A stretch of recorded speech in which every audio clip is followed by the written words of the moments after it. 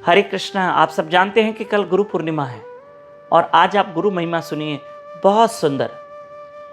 देखिए, हमारे जीवन में गुरु के वाणी का संग करना बहुत ज़रूरी है और जैसे जैसे हम गुरु की वाणी का संग करेंगे हमारे जीवन में परिवर्तन आएगा। पर माफ़ करना, अगर हम गुरु की वाणी सुन रहे हैं और हमारे जीवन में कोई परिवर्तन नहीं है तो आप समझ जाना कि गुरु की वाणी में कोई दोष नहीं है, दोष हम में है, कमी हम में है। हाँ, कुछ लोग ऐसे होते हैं जो सुनते तो हैं लेकिन उनके जीवन में परिवर्तन नहीं होता है। कैसे? एक गुरु महाराज, एक महात्मा कुछ अपने 8-10 शिष्यों के साथ तीर्थ यात्रा में गए। ठीक है, गए तो 8-10 शिष्यों में एक शिष्य ये था कि वो बार बार छोटी छोटी बात पे गुस्सा करना, चिड़चिड़ करना, मतलब उसके जीवन में कोई परिवर्तन नहीं था। और गुरु महाराज बार बार उस शिष्य को देख के मुस्कुरा रहे हैं, क्योंकि याद रखना, कभी कभी शिष्य की मूर्खता पे भी गुरु हंसते हैं। हाँ हाँ हाँ, शिष्य कोई अच्छा काम करता है ना, अच्छी सेवा करता है तो गुरु महाराज उस पर भी मुस्कुराते हैं, और शिष्य कभी मूर्खता करते हैं ना तो उस पर भी गुरु महाराज मुस्कुराते हैं। क्यों मुस्कुराते? कि मैंने इसको इतना समझाया और समझा दी। मुस्कुराते, उनको हंसी आ जाती है कि ये मेरा कैसा शिष्य है, मैं इतना समझाता हूँ और ये समझता नहीं।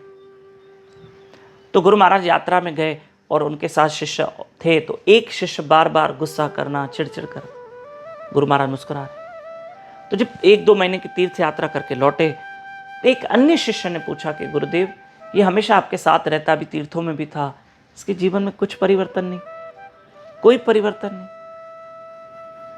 तब गुरु ने कहा, मैं तुम्हें एक बात बताता हूँ कि यहाँ आते तो हजारों लोग कथा सुनने हैं, हरी कथा सुनने, पर सब एक जैसे नहीं होते हैं। किसी में इतना परिवर्तन, किसी में इतना, किसी में इतना, किसी में इतना, किसी में इतना। वो तो कितना वो शिष्य लेता है, ग्रहण करता है, उसके ऊपर है। तो अब गुरु ने समझाया अन्य शिष्य को कि देखो बेटा, जब हम तीर्थों में गए ना तो हम अपने साथ सब्जियां, फ्रूट, चावल, अनाज, राशन सब लेके गए, और देखो अब लौटे हैं तो जो बचा वो वापस लेकर आए, क्योंकि पहले ऐसे ही तीर्थ यात्रा होती थी। तो एक टोकरी में कुछ सब्जियां पड़ी थी बची हुई, उस पर करेला भी था। तो करेला कैसा होता है? तो गुरु ने समझाया उस शिष्य को, देखो बेटा, ये करेला भी तोड़ोगे तो कैसा स्वाद होगा? बोलो गुरुदेव, कड़वा। बोलो जब उसको 1 महीना पहले तीर्थों में करेले को लेकर गए तो तब स्वाद कैसा था? बोला कड़वा। बोला देखो, पहले भी कड़वा, तीर्थों में भी कड़वा और आके भी कड़वा, करेले का स्वाद बदला। तो कुछ लोग ऐसे होते हैं, करेले जैसे होते हैं, जिनके जीवन में कोई परिवर्तन नहीं है। वो कथा से जुड़ने से पहले भी वैसे, बाद में भी वैसे, कोई परिवर्तन नहीं, कड़वे के कड़वे। पर हमें कड़वा नहीं रहना है। आप बहुत अच्छे हो, आप बहुत प्यारे हो, मुझे पता है आप स्वीट हो, पर हम करेला नहीं बनेंगे। हमारे जीवन में जरूर परिवर्तन होगा ताकि हम अपने गुरु महाराज को, ठाकुर जी और राधा रानी को खुश कर सकें। आपकी बात कर रहा हूँ, जितने लोग सुन रहे हैं आपकी बात कर रहा हूँ। आप बहुत स्वीट हो, आप हमेशा स्वीट रहना, आप हमेशा मीठे रहना, और हम सब मिलकर गुरु की आज्ञा का पालन करेंगे। और गुरु की आज्ञा एक ही होती है, हरे कृष्ण कृष्ण कृष्ण हरे हरे, हरे राम राम राम हरे हरे। निष्पाप होके भजन करो, ठीक है? कल गुरु पूर्णिमा है, कल संडे है। मैं आपसे एक चीज़ मांग रहा हूँ, दोगे आप मुझे? कल सुबह 4:30 से 5:30 बजे तक आप ज़रूर उठना और मेरे साथ YouTube चैनल दामोदर दास पे लाइव रहकर मेरे साथ जप करना, हरी कथा सुनना। मेरी एक रिक्वेस्ट है, मेरी हाथ जोड़ के प्रार्थना है कि अगर आप कल ब्रह्म मुहूर्त पे 4:30 बजे उठोगे, अर्ली मॉर्निंग अमृत वेले में उठकर मेरे साथ जप करोगे, हरी कथा सुनोगे, तो मैं समझूंगा गुरु पूर्णिमा की आपने दक्षिणा बापू जी को दे दी।